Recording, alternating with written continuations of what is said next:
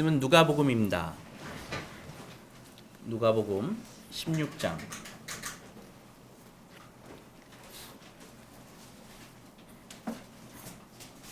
19절에서부터 31절까지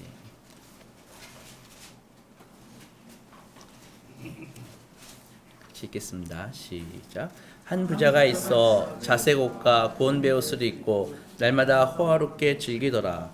그런데 나사로라 이름하는 한 거지가 헌데투성이로 그의 대문 앞에 버려진 채 그 부자의 상에서 떨어지는 것으로 배불리려 하매 심지어 개들이 와서 그 헌데를 핥더라.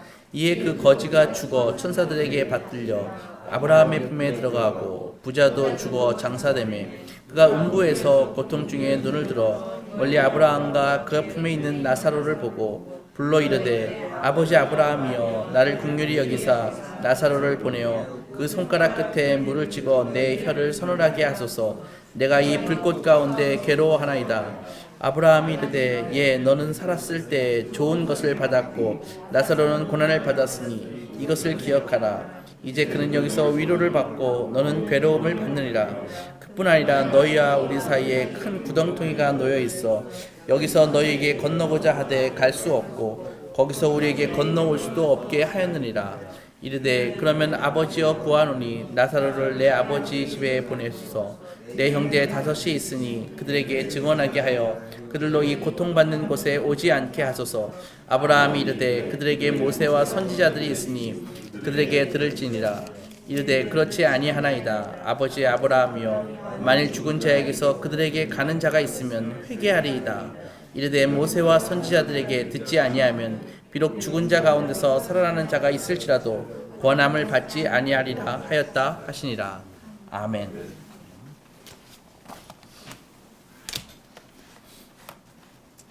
지난 송구영신 예배 때 많은 분들이 함께 하지 못했는데요. 그때 책을 한 권 소개했습니다. 그래서 일본 의사인 오츠 슈이치 씨가 지은 죽을 때 후회하는 25가지 그 책이었습니다. 그래서 송구영신 예배 때 1번에서부터 6번까지는 소개를 했고 오늘은 그 나머지를 소개하려고 합니다. 그래서 소개하는 것뿐만 아니라 우리 크리스찬으로서 성경의 관점에서 과연 그분이 얘기한 그 통찰을 어떻게 우리는 해석하고 우리 크리스찬들은 어떻게 받아들이고 해석할 것인가를 오늘 같이 생각해보는 시간을 갖도록 하겠습니다. 그래서 1번부터 6번까지는 했기 때문에 7번서부터 하도록 하겠습니다. 그 7번은 내가 그러니까 이런 것이죠. 이 의사가 호스피스 전문 의사니까는 그동안 1000명의 죽음을 관찰했다고 합니다. 그래서 1000명의 죽음을 관찰하면서 사람들이 다 후회를 하면서 죽는데 이 후회에는 공통점이 있다는 것이죠. 그래서 그 공통점인 그 25가지를 추려가지고 책으로 쓴 것입니다. 그래서 1번서부터 6번까지는 소개를 했고 7번서부터 소개를 하면은 7번째로 사람들이 그렇게 후회하는 게 뭐냐면은 내가 감정에 휘둘리지 않았더라면 그것입니다. 감정에 휘둘리지 않았더라면 성경에요. 분노는 하나님의 의를 이루지 못한다고 말씀하고 있습니다. 그래서 우리는 물 흐르듯이 살아야 되는 것입니다. 그러니까 이렇게 물이 흐르다가 막히면 돌이 있으면 물이 돌하고 싸우지 않잖아요. 어떻게 하나요? 물은 기다립니다. 근데 물이 잠시만 기다릴까요? 물이 기다리는 순간 막혀 있을 동안에 물의 수위가 점점 올라가죠. 무엇입니까? 물이 올라가서 이제 낙차가 생깁니다. 물이 낙차가 생기면 무엇을 하죠? 발전을 하는 것입니다. 그러니까는 막혔을 때요, 분노하지 않고 막혔을 때 기다린다는 것은 단순한 기다림이 아니라는 것입니다. 그만큼 성숙을 이루고 인내할 가운데 낙차가 올라가면은 그게 그 낙차를 이용해서 발전을 할 수가 있는 거죠. 쓰임 받는다는 것입니다. 여러분들 감정은요, 돈과 같은 것입니다. 그래서 감정이 많이 상하고 막 그렇지 않습니까? 근데 돈과 같아서 이게 잔고가 있는 것입니다. 그래서 잔고가 넉넉하면은 좀 웬만큼 나를 기분 나쁘게 해도 좀 참을 수 있습니다. 근데 잔고가 얼마 없으면은 같이 폭발하는 것이죠. 그런데 생각해 보십시오.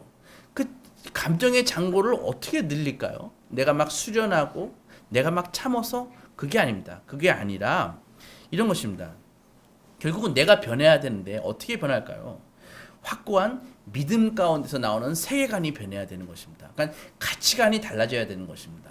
그래서 그 가치관이 어떻게 바뀝니까? 하나님의 말씀에 의해서 우리 가치관이 바뀌게 되면은 이미 우리는 하나님이 주시는 우리 그 개인의 감정의 잔고가 아니라 하나님이 주시는 그런 하늘 자원에 의해서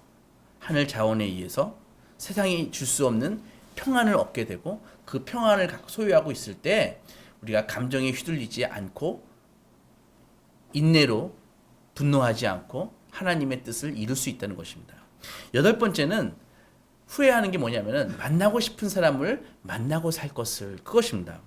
여러분들 생각해 보십시오. 만나고 싶은 사람이 있으면은 당장 산 넘고 물을 넘어서라도 가서 만나십시오. 생각해 보십시오. 여러분들 언제든 만나고 싶은 사람을 만날 수 있다고 생각하고 사는데 절대 그렇지 않습니다. 대부분 우리가 만나고 싶은 사람은 어떤 사람들일까요? 우리의 인생에 우리의 그 거친 인생을 보잘것없는 인생을 아주 곱게 색칠해 준 그런 사람이 아닐까요? 그건 대부분은 다 연장자라고요. 우리가 나중에 여유 있을 때 만나야지 하지만은 그분은 이미 떠날 가능성이 아주 큰 것입니다. 그래서 우리는 이래야 되는 것입니다. 우리 어떤 상대를 만나더라도 그 만남이 마지막이라고 생각을 하고 그분에게 최선을 다해야 되는 것입니다. 그리고 멀리 떨어져 있는 사람에게 더욱더 그렇습니다. 찾아와 주기 바라지 말고요. 찾아가서 만나십시오. 생각보다 그 기회가 나중에 오지 않습니다. 그 다음에 아홉 번째는 기억에 남는 연애를 했더라면 그런 것입니다. 그죠? 죽는 사람이 그걸 후회 안 됩니다. 그래서 열정적인 연애를 한 번이라도 해본 사람이라면은 누군가를 진실하게 사랑했던 사람이라면은 마지막을 후회 없이 아름답게 갈 수 있다고 합니다. 그래서 요즘은 사랑을 젊었을 때 그렇죠. 쾌락으로 생각하고 막 거래로 생각하고요. 막 딜로 생각하는데 안타깝죠. 정말 고귀한 것을 쓰레기로 바꾸는 행동입니다. 근데 죽을 때는요. 살면서도 정말 아름답게 아무 조건 없이 사랑했던 그것이 기억에 남는다고 합니다. 우리 인생이 무엇일까요? 사실 우리는요. 연애하는 존재입니다. 누구를 연애할까요? 우리는 결혼식을 다 준비하지 않습니까? 곧 있을 천상에서의 결혼식을요. 그래서요. 성경에도 나와 있지만은 슬기로운 다섯 처녀는 믿음이라는 기름을 준비했죠. 그리고 어리석은 다섯 처녀는요. 준비하지 않았습니다. 결국은 신랑은 도둑같이 왔고 슬기로운 기름을 준비한 믿음을 준비한 슬기로운 처녀만이 신랑과 결혼할 수 있었습니다. 그런 것입니다. 그래서 여러분들 이 땅에서 살 때 사람을 그렇게 연애를 진하게 못 해봤다고 해도 괜찮습니다. 진짜 중요한 것이 무엇입니까? 마음을 다하고 성품을 다하고 뜻을 다해서 하나님을 사랑하십시오. 하나님을 사랑하시기 바랍니다. 그러면은 우리가 나중에도 후회 없이 눈을 감을 수 있다 그것입니다. 열 번째는 죽도록 일만 하고 살지 말 그것을 후회한다고 합니다. 제가 전에 직장 생활을 할 때 미국에서 한국으로 이민 온 이사님이 계셨습니다. 그 예수는 믿지 않았지만 참 착하신 분이셨습니다. 또 제가 사회 초년 몇 때 좀 실수를 좀 한 것도 있는데 그것도 잘 이렇게 커버해 주시고 좋은 분이셨죠. 근데 이분이요. 사람을 너무 좋아해요. 그래가지고 접대하는 걸 너무 즐거워하시는 거예요. 그리고 술과 담배를 아주 달고 삽니다. 그리고 매일 늦게까지 일을 하셨습니다. 저도 영업을 했는데 접대할 일이 있으면 그분이 내가 할게 하면서 저 대신 영업해주고 그래서 제가 술을 못 마시니까 일도 잘하셨습니다. 우리 회사가 이렇게 유럽과 미국의 양쪽에 거래처가 있다 보니까 시차가 안 맞잖아요. 그리고 그때는 팩스로 주로 통신을 했다고요. 전화나요. 그러다 보니까 밤늦게까지 팩스 쓰고 전화하려면 시차 맞아야 되니까 그 사람들 출근해야 되니까 그래서 막 그때 전화하고 그래가지고 거의 12시 전에 집에 들어간 적이 없습니다. 그렇게 막 과로하고요. 또 막 술과 담배 하다 보니까는 몸이 좀 안 좋은 걸 느껴서 병원에 갔더니 간 수치가 안 좋다 이렇게 평가가 나왔습니다. 그래서요. 그런데도 불구하고 이렇게 경고를 받았는데도 계속 습관을 버릴 수가 있나요? 술 먹고 담배 피고 이렇게 접대 많이 하다 보니까는 50살 정도 됐을 때 돌아가셨습니다. 아들이 초등학교 저학년인 아들 하나 남겨두고 급하게 돌아가셨죠. 그래서 부인이 그냥 2일장을 치르더라고요. 그러니까 오늘 죽었는데 내일 그냥 오늘 오후에 죽었는데 내일 그냥 새벽에 그냥 나가버리더라고요. 2일장을 치러버리더라고요. 이미 땅을 치고 후회해도 소용없죠. 그래서 죽도록 일만 하고 살지 말 것을 그걸 나중에 후회한다고 합니다. 11번째는 가고 싶은 곳에 여행을 갔더라면 이것을 후회한다고 합니다. 우리는 여행의 가치를 잘 모릅니다. 특별히 좀 나이가 지긋하신 분들은요, 여행 간다, 뭐 해외여행 간다 하면은 제일 먼저 생각하는 것이 인지상정이라고 돈을 생각하지 않습니까? 비용이 많이 드는데 이런 생각을 하죠. 그리고 또 나중에 가면 되지 이런 생각을 많이 합니다. 그런데요. 어디든지 갈 수 있는 그 자기의 튼튼한 다리, 그리고 웬만한 짐을 져도 끄떡없는 이 어깨가 영원할 거라고 생각하면 큰 오산입니다. 금방 우리의 다리엔 힘이 없어지고 우리의 어깨는 작은 짐을 져도 피곤하게 되는 것입니다. 누구에게나 병은 갑자기 찾아오죠. 그래서 아프잖아요. 짐 꾸리는 일조차 일입니다. 힘듭니다. 가뜩이나 인생이 얼마 남지 않은 때라면요, 여행 간다는 건 정말 꿈만 같은 일입니다. 그 의사가 그랬습니다. 그래서 삶의 시간이 얼마 남지 않았다고 하더라도 환자 본인이 간절히 원하고 가족이 허락할 수 있다면은 가라고, 가면서 죽더라도 가라고 이렇게 조언하는 것을 읽어봤습니다. 12번째는 내가 살아온 증거를 남겼더라면 그런 것입니다. 일기를 쓰고 자서전을 쓰라는 것입니다. 인생이 역사 아닙니까? 그래서 그 역사를 기록으로 남겨두는 것은 충분히 의미 있는 일입니다. 저희 아버지는요, 늘 일기를 쓰시는 분이셨습니다. 저는 안 쓰는데. 그리고 그날 하루의 일과를 주로 이렇게 적는 다이어리를 많이 사용하셨는데요. 그걸 본받아서 저희 아들이 일기를 열심히 씁니다. 참 감사하고 고마운 일이죠. 저희 아버님은요, 군인이셨고 공군 중령으로 예편하셨습니다. 근데 평소에요, 책을 쓰시기를 원하셨어요. 그래서 주제를 정하셨는데 주제가 특이해요.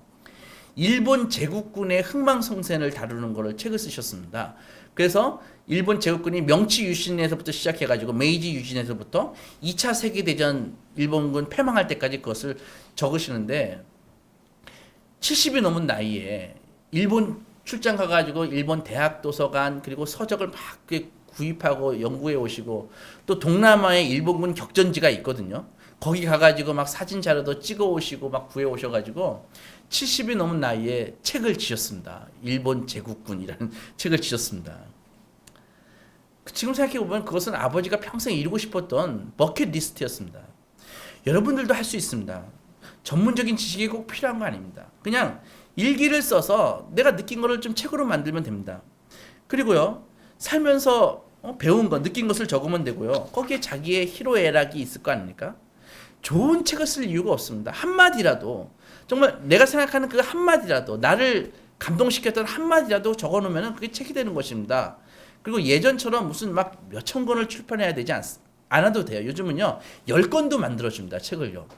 그래서 자기가 생각한 것을 모아다가 아는 사람에게만, 가족에게만 줘도 한 10권은 줄 수 있지 않겠습니까? 그거 굉장히 의미 있는 것입니다. 펜을 붙잡고, 우리가 전부 스마트폰을 가지고 사용하지만은 사람은 디지털이 아닙니다. 아날로그입니다. 펜을 붙잡고 한번 적어보십시오. 새로운 감성이 살아나고요. 새로운 느낌이 살아날 것입니다. 정 쓸 것 없으면은 남편 욕이라도 좀 쓰십시오. 그래서 그거라도 주면은 재밌게 볼 것입니다. 나중에. 자식들에게 무엇을 남기겠습니까? 우리가 다 가정생활을 하지만은요. 사실 솔직히 본인을 정확하게 자식이 알까요? 몰라요. 생활 속에서 보여주는 자기의 모습은 그냥 일상생활에서 비춰주는 것입니다. 자기의 정말 깊은 사상과 고민과 신앙과 믿음을 어떻게 전달하시겠습니까? 그거 간단하게 적어보는 것입니다. 일기 형태로. 그래서 자식에게 줄 수 있다면은 자녀들이 나중에 기억할 거 아닙니까? 여러분들 생각해 보세요. 여러분들 선친에 대해서 여러분들이 얼마나 아십니까? 한번 그걸 글로 적어본다고 할 때 몇 페이지를 적을 수 있을까요? 기껏해야 한두 페이지 적으면 많이 적을까요? 5페이지? 그런데 자기가 썼던 다이어리 혹은 작은 글 같은 거를 자녀에게 나중에 넘겨준다면 그 자녀는 지금도 볼 것 아닙니까? 제가 저희 아버지의 책을 가끔 보듯이, 그리고 아버지의 일기장을 제가 가끔 보듯이 남겨져 있다고요. 13번째는 삶과 죽음의 의미를 진지하게 생각했더라면 그것입니다. 여러분들 삶의 의미를 발견하지 못하면요, 죽음의 의미도 모르는 것입니다. 삶이 무의미하다면요, 사람은 죽을 수밖에 없습니다. 죽음이 무의미하잖아요. 그러면 그 삶도 역시 의미가 없는 삶이었습니다. 인간은 끊임없이 생가사를 생각하지만 쉬운 일이 아닙니다. 그 사람이 그랬습니다. 실제로 삶과 죽음의 문제를 진지하게 생각하지 않는 사람은요, 마지막 순간에 정말 굉장히 두려워한다고 합니다. 단순히 살아있는 시간에 행복하고 죽는 것은 불행한 것이야. 이렇게 보통 사람들처럼 생각하고 살면은 죽을 때 정말 죽음을 두렵게 맞이한다고 합니다. 지금도 의미 없는 인생들이 정말 막 살다가 대책 없이 죽어버립니다. 주위에 너무 많이 그렇게 살고 있지 않습니까? 제발 좀 입 좀 여십시오. 사랑하는 사람들 그냥 죽도록 그냥 살도록 방치하지 마십시오. 여러분이 갖고 있는 이 하나님의 말씀의 이 진리를 그들에게 제발 알려주십시오. 어려우십니까? 목사를 만나게 해주십시오. 제가 하겠습니다. 우리 전도지 주십시오. 한번 읽어보라고요. 그 정도는 할 수 있지 않습니까? 그 다음에 14번째, 고향을 찾아가 보았으면 고향에서 죽고 싶다. 그런 것이죠. 저희 할머니도 치매셨습니다. 우리 애들은 잘 모르지만. 그래서 하루 24시간 치매는 아니고요. 가끔 치매였습니다. 그러면은요, 가끔 이렇게 치매기가 오시면은 저 초등학생이었는데 먹뱅이 가자 자꾸 그러세요. 먹뱅이는 우리 그 고향이죠. 사실 먹뱅이가 아니라 발음을 먹뱅이 하시는데 묵방리죠. 충북 청원군 북일면 묵방리 169 거기가 저희 본적입니다. 그럼 맨날 먹뱅이 가자 그러시는 거예요. 그 초등학생이 어떻게 하겠어요? 그러면 할머니를 붙잡고 동네를 이렇게 한 바퀴 돌거든요. 딱 돌자마자 바로 저는 고향 사람으로 바뀌어요. 할머니한테. 그리고 만나는 사람마다 다 고향 사람 이름을 부르는 거예요. 저도 기억 안 나는데 무슨 뭐 용치라 뭐 이렇게 불렀거든요. 그래요. 그래서 아이고 반가워 막 이제 와서 그러시거든요. 근데 그렇게 기력이 없으셨던 할머니가 막 생기가 도는 거예요. 화색이 돌고요. 힘이 돌아요. 어디서 그 힘이 나오는지. 그게 바로 인간이 고향에 대한 향수라고요. 그런 것입니다. 저는 안타깝게도 서울에서 자라서 태어나기는 대전에서 태어났지만 고향 정보 아파트밖에 없습니다. 지금 목동 아파트 거기 뭐 하나도 기억이 남는 게 없어요. 하지만 고향이 있으신 분들 주기적으로 가십시오. 가가지고 고향을 꼭 자주 찾으시기 바랍니다. 여기 책에 나왔던 할머니도 마찬가지였어요. 병세가 거의 악화됐는데 할머니가 생뚱맞게 고향에 가겠다는 거예요. 가다가 돌아가실 텐데 하면서도 보내드렸다고요. 갔더니 고향 사람들이 찾아오고요. 아 누구네 하면서 손잡고 하더니 정말 며칠밖에 못 살 것 같았는데 몇 달을 살다 가셨대요. 그게 바로 고향의 힘입니다. 삶의 흔적을 찾아가는 것은요, 힘찬 에너지를 준다는 것입니다. 15번째, 마지막 맛있는 음식을 그때그때 먹었더라면 그것입니다. 여러분들 40대가 되시잖아요. 그러면은요, 특이한 일이 생기는데 자기랑 친하게 알던 사람들이 죽기 시작합니다. 40대. 그래서요, 참 그게 정말 마음 아프고 충격적인 일인데 사람들이 이렇게 말기에 다다르잖아요. 그러면 가족이나 친구들이 와가지고 자꾸 먹으라 그러는 거예요. 제 친구도 40대 때 한 천국 간 친구가 있는데 가족이나 친구들이나 보면 안타깝죠. 그래서 너 병 이기려면 이거 먹어야 돼 하면서 배지밀 같은 거 자꾸 먹이거든요. 근데 의사가 그랬어요. 이게 몇 주밖에 안 남았을 때는 그 음식이 생명을 연장하지 못한다고. 또 체력에 도움이 되는 것도 아니다고. 그런 거예요. 그리고 인터뷰를 해보면은요. 그때 그 사람들은요. 지금 이제 얼마 안 남으셨는데 뭐가 제일 힘드냐 그러면은 먹을 수 없는데 자꾸 먹으라고 하는 게 정말 힘들다. 자기를 사랑해서 하는 말이니까 이 만류하는 것도 한두 번이지. 정말 먹는 자기도 너무 괴롭고 솔직히 얘기해서 모래를 삼키는 것 같다. 이렇게 얘기를 하더라고요. 이렇게 얘기를 한다고 합니다. 그러니까 우리가 맛있게 먹을 수 있는 때가 그렇게 긴 게 아닙니다. 먹고 싶은 거 돈 아끼지 말고 먹으십시오. 먹을 사람 없으면 저를 부르십시오. 제가 먹는 거 좋아하기 때문에 언제든지 동석해 드릴 수 있습니다. 먹는 거 미루지 마십시오. 먹는 거 미루지 마십시오. 그리고요, 특이한 거는요, 정말 며칠밖에 안 남은 분이 뭘 먹고 싶다라고 얘기하는 분들이 계시답니다. 얼마 안 남았는데. 그래서 그거 봉사해주는 셰프가 있거든요. 그 사람 이제 유명한 셰프인데 봉사로 임종으로 얼마 안 남은 사람들의 음식을 해주는 거예요. 그런데 해주면은 맛있게 먹는 사람 없답니다. 막상 음식 갖다 놓으면은 안 먹히죠. 하지만은 이렇게 먹는 것이 큰 기쁨을 주고 나중에 그걸 닫고 참고 미뤘을 때 후회하게 한다는 것입니다. 16번째, 결혼을 차라리 했더라면. 여러분들, 결혼은 누가 만든 제도입니까? 하나님이 만든 제도입니다. 인간을 만드시고 인간을 가장 잘하시는 하나님이 만드신 제도가 결혼이라고요. 그런데도요, 결혼을 안 하고 갔던 사람들 중에 많은 환자들이 결혼을 했더라면 하고 후회한다고 합니다. 그가 목격한 어느 부부는요, 이제 아직 결혼을 안 했는데 신부가 아팠거든요. 남은 시간이 얼마 안 남았는 줄 알면서도 그 병원 근처에 있는 교회에서 결혼식을 올렸다고 합니다. 그러니까 막 결혼식이 막 웃음과 눈물이 막 범벅이 되는 거죠. 아주 특이하면서 의미가 있죠. 둘 다 20대인데. 그리고 결혼식이 얼마 끝나고 불과 몇 주 안 돼서 신부는 하늘나라로 갔다고 합니다. 근데 의사가 관찰한 그 신부는 결혼식 때 그렇게 행복하고 모습이 아름다웠다고 합니다. 이건 정말 사실입니다. 제가 청년 시절 때요, 저희 석이랑 문화부장이랑 연애를 했어요. 그래서 쟤네들 정말 사이 좋고, 이제 남자 청년이 전라도 어딘가에서 이렇게 안산공단으로 취직 때문에 올라온 친구거든요. 근데 낮에 힘들게 일하면서 주회 일을 그렇게 열심히 했습니다. 정말 헌신적으로 했어요. 그래서 문화부장 석이가 이렇게 사귀는 거 다 알고 그랬었는데, 이 친구가 여수가 뭐 발달된다고 해가지고 거기로 내려갔는데 거기서 심장에 병을 얻었습니다. 그래서 가끔 교회도 올라왔었는데, 그래서 결국은 어떻게 됐을까요? 그 청년이요, 시름시름 앓다가 죽었습니다. 그런데 그 아가씨가 아직 결혼한 상태는 아니잖아요. 근데 장례식에 다 말렸어요. 너 장례식 가지 마라. 어딜 네가 거기 가냐? 너희가 아직 결혼한 것도 아니고, 너가 지금 아직 20대 중반인데 어딜 가냐? 근데 이 아가씨가 까만색 그 상복을 입고 머리에 그 하얀 거 하고 계속 그 장례식을 지키는 거예요. 아마 병문안하고 이렇게 왔다 갔다 할 때 자기네들끼리 이렇게 결혼식을 한 것 같아요. 지금도요, 몇십 년이 지났는데 그 청년들은 그 20대 중반의 모습으로 제 머릿속에 그대로 다 박혀 있습니다. 그러니까 결혼이요, 하나님이 만드신 제도 아닙니까?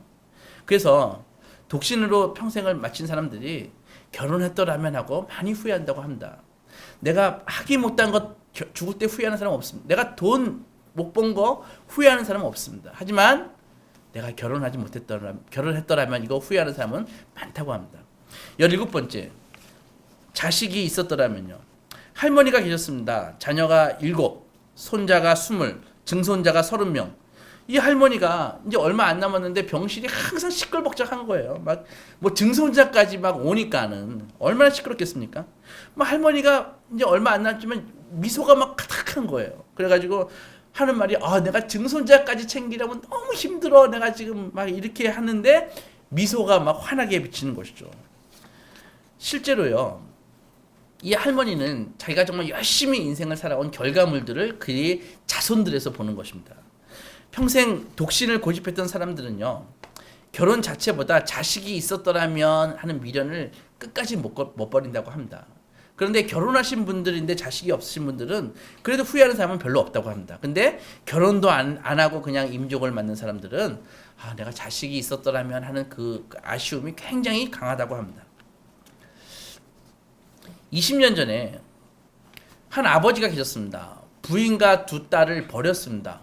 그리고 버리면서 집을 나가면서 딱 한마디 하고 나갔답니다. 나 좋아하는 사람이 생겼어 하면서 애인한테 그냥 가버렸다고 합니다. 어머니는 그 딸 둘을 데리고 정말 여자 혼자서 그 가정을 이끌면서 죽을 고생을 했죠.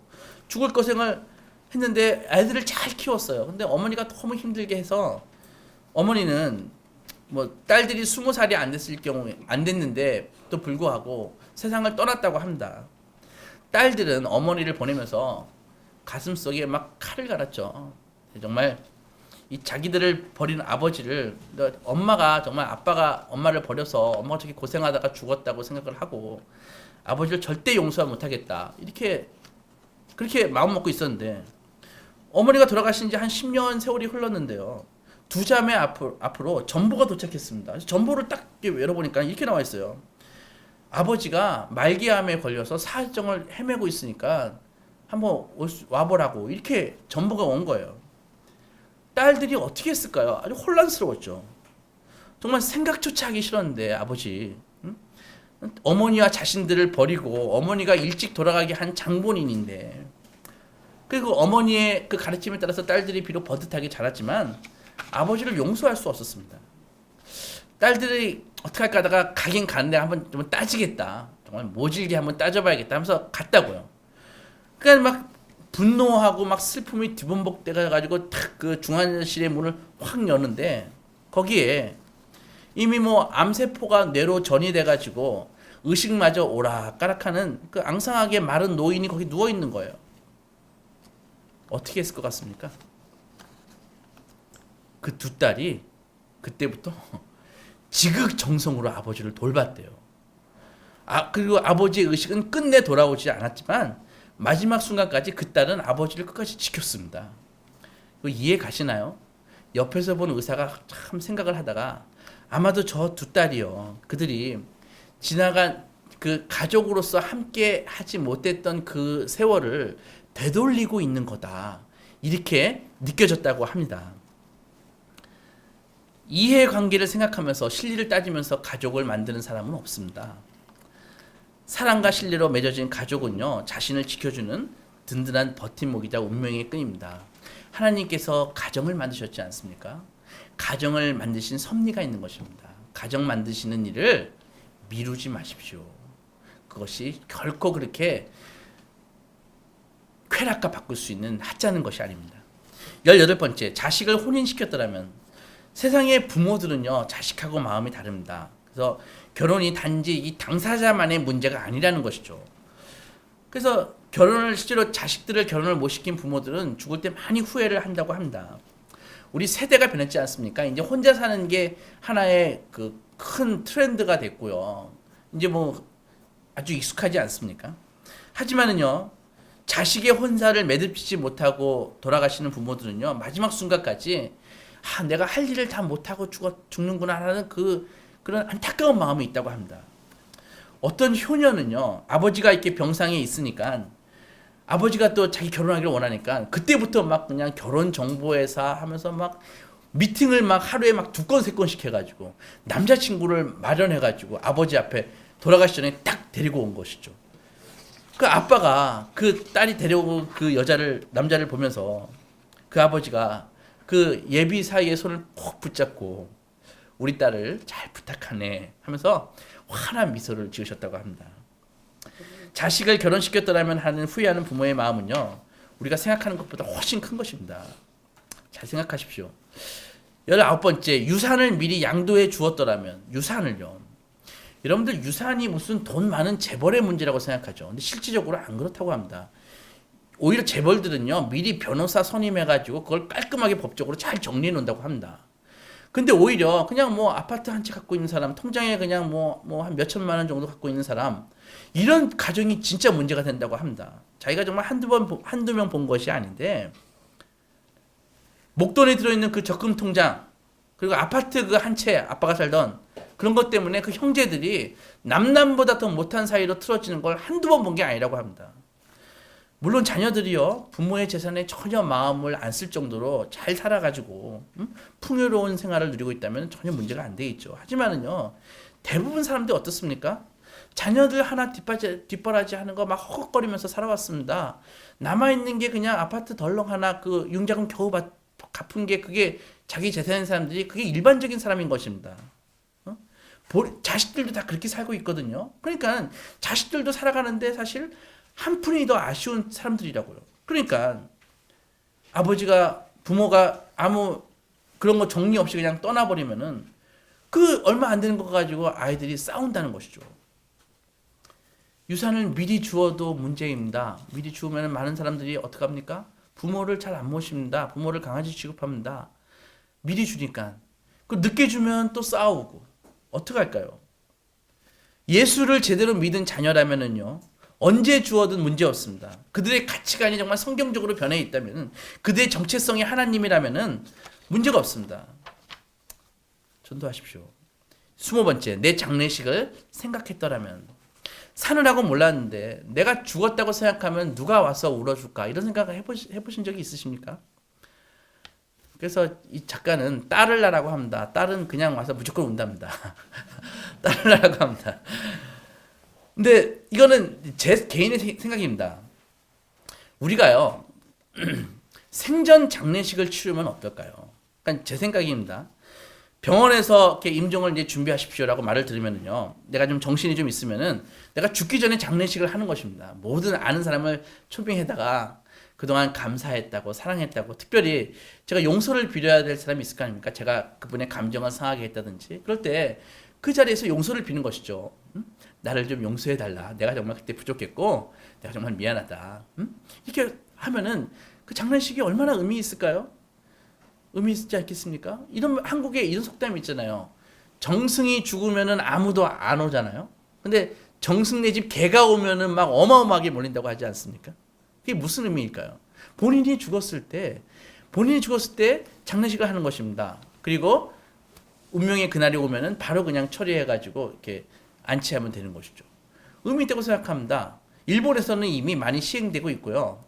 주위에 이것에 의향이 있으신 분들은 소개해 주십시오. 제가 심리할 의향이 있습니다. 생전 장례식 한번 생각해 보시라는 것입니다. 21번째, 건강을 소중히 여겼더라면 가장 소중한 것은 돈이 아닙니다. 정말 일한다고 건강해지지 마십시오. 건강할 때 지켜야 됩니다. 믿음도 건강에서 나옵니다. 맨날 골골하면은 신앙생활 잘하기 어렵습니다.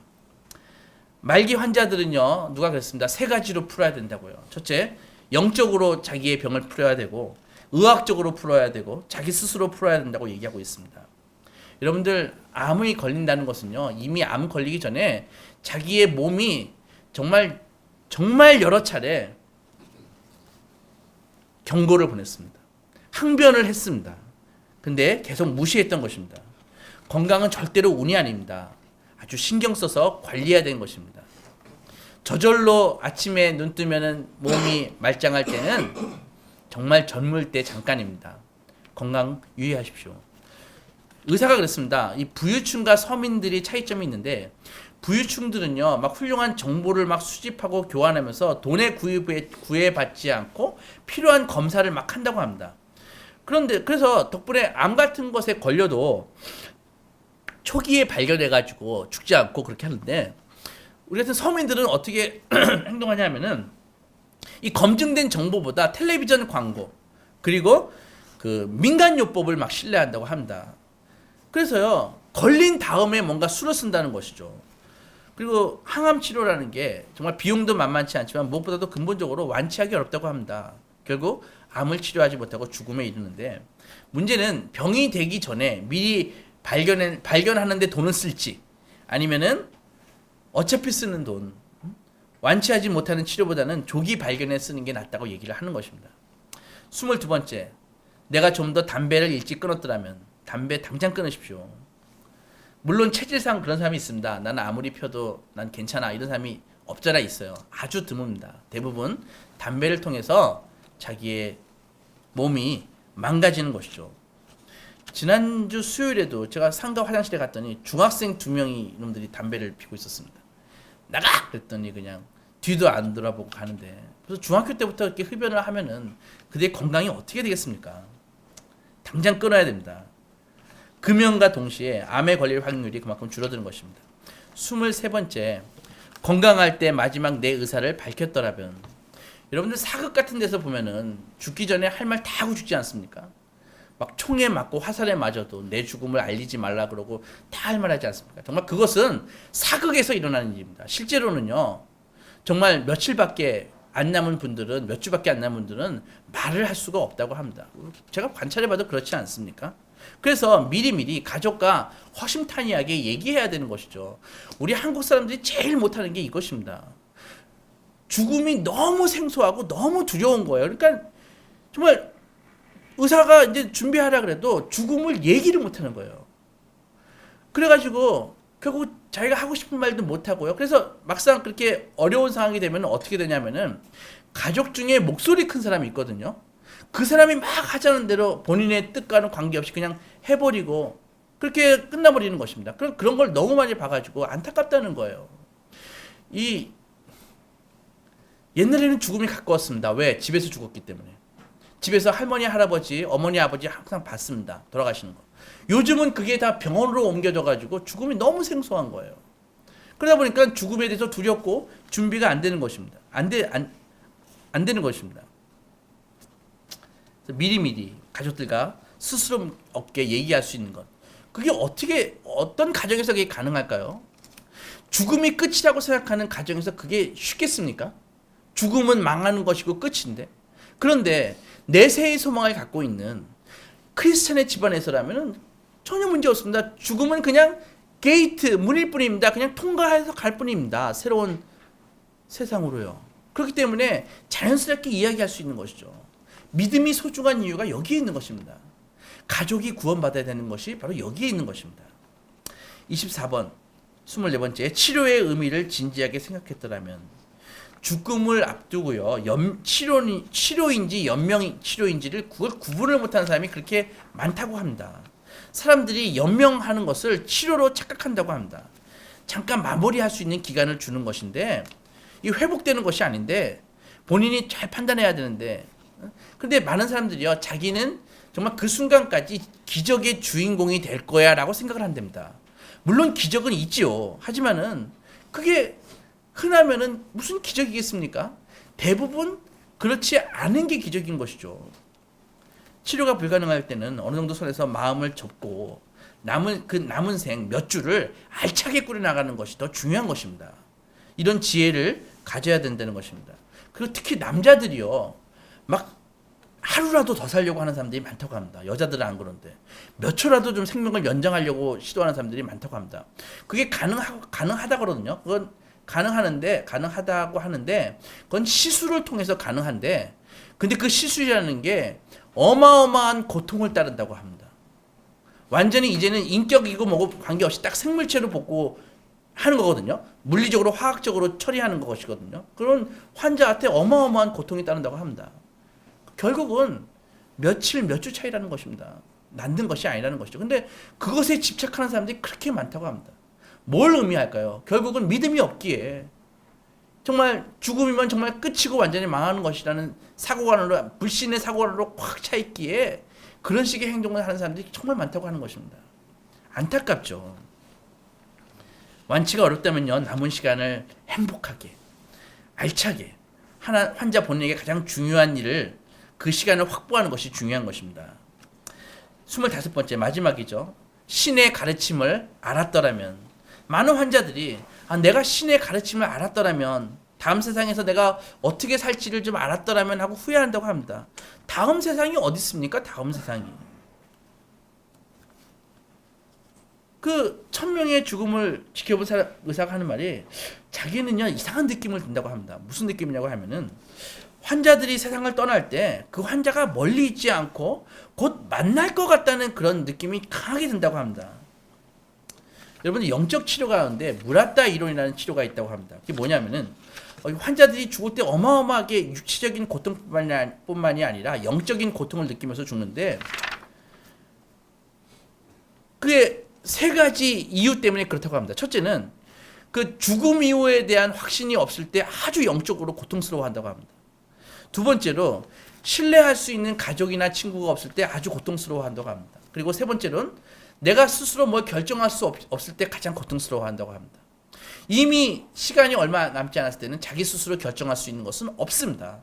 그러면 1번, 2번인데 2번 같은 경우는 신뢰할 수 있는 가족이 있으면 좋겠지만 없을 때 결국 남은 것은 결국은 내세에 대해서 흔들리지 않는 확신이 있을 때 영적인 고통을 이길 수 있다는 것입니다. 흔들리지 않는. 그 흔들리지 않는 고통이 죽기 직전에 목사가 가가지고 예수 믿으세요, 네 믿을게요 해가지고 그 흔들리는 믿음이 생깁니까?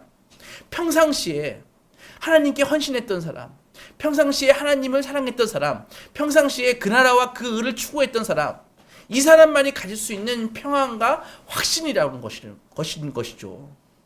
이거 꼭 생각하시기 바랍니다. 나중에 잘 믿겠다 그런 거 없습니다. 이 책은요 이렇게 25가지를 얘기했습니다. 그런데요, 진리의 말씀에 비추어서 오늘 본문을 생각해 봅시다. 이 25가지 이거 다 후회해도 괜찮습니다. 다 후회해도 괜찮습니다. 근데 한 가지 후회하면 안 되는 게 무엇입니까? 예수를 잘 믿을 걸. 이거 후회하면 안 되는 것이죠. 그죠? 이 예수를 잘 믿을 걸. 예수 믿을 걸. 이거 후회하면 안 되는 것입니다. 이것을 내 입장에서는 예수를 잘 믿을 걸이지만 여러분들의 입장에서는 무엇입니까? 내가 전도할 것을. 그거 아닌가요? 그것입니다. 내가 전도할 것을. 이 26번째, 제가 얘기하는 이 26번째만 보장돼도 거지 나사로처럼 살아도 됩니다. 그러나 특별한 경우가 아니고서는 하나님이요, 이 하나님을 신뢰하고 하나님을 사랑하는 자녀들을 거지 나사로처럼 살게 놔두시지 않습니다. 어느 목사님이 그러셨습니다. 성도는요, 하나님을 사랑하고 하나님한테 잘 보여서 말씀대로 잘 살아서 살기는 부자처럼 살고 구원은 나사로처럼 받으라고 이렇게 얘기하고 있습니다.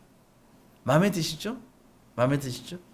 부디 이런 참된 진리에 기초를 두십시오. 그리고 지혜 있는 하나님의 자녀로서 이런 삶을 살다가 정말 풍성한 그 믿음의 열매를 가지고 죽을 때 전혀 후회 없이 예수님 만나는 소망의 성도들이 되시기 주의 이름으로 축원합니다.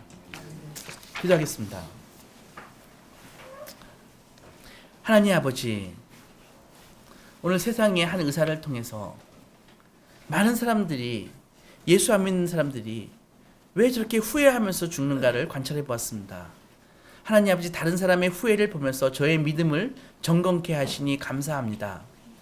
우리 인생이 쉽지 않고 제가 부족해서 이 25가지 후회를 다 한다 할지라도 이 26번째 예수를 믿을 걸 하는 이 후회를 하는 일이 없도록 우리를 지켜주시고 우리의 가정을 지켜주시고 우리의 친구와 이웃을 주께서 지켜주시옵소서. 하나님 아버지, 입을 열어 예수 그리스도와 그의 십자가 복음을 증거하겠습니다.